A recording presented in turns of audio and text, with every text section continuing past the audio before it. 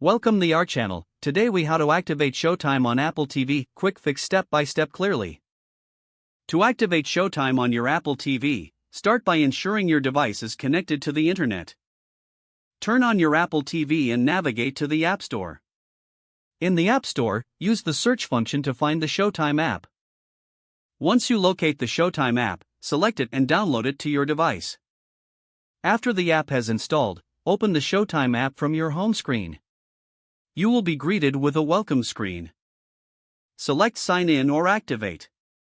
The screen will display an activation code. Next, grab your smartphone or computer and open a web browser. Go to the provided activation website, usually shown on the Showtime app. Enter the activation code from your Apple TV. Once you have entered the code, select Submit. You may need to sign in with your Showtime account credentials, so enter your email and password. After signing in, return to your Apple TV.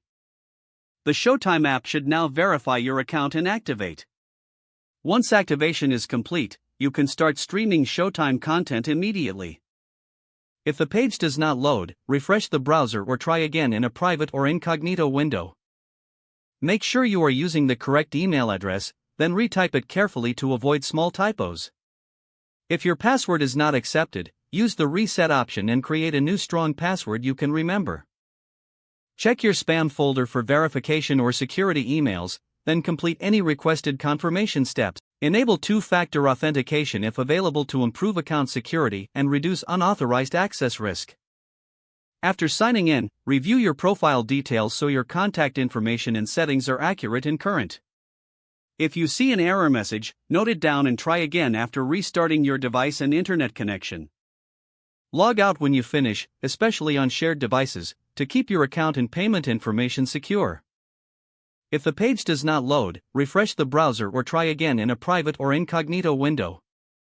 Make sure you are using the correct email address, then retype it carefully to avoid small typos.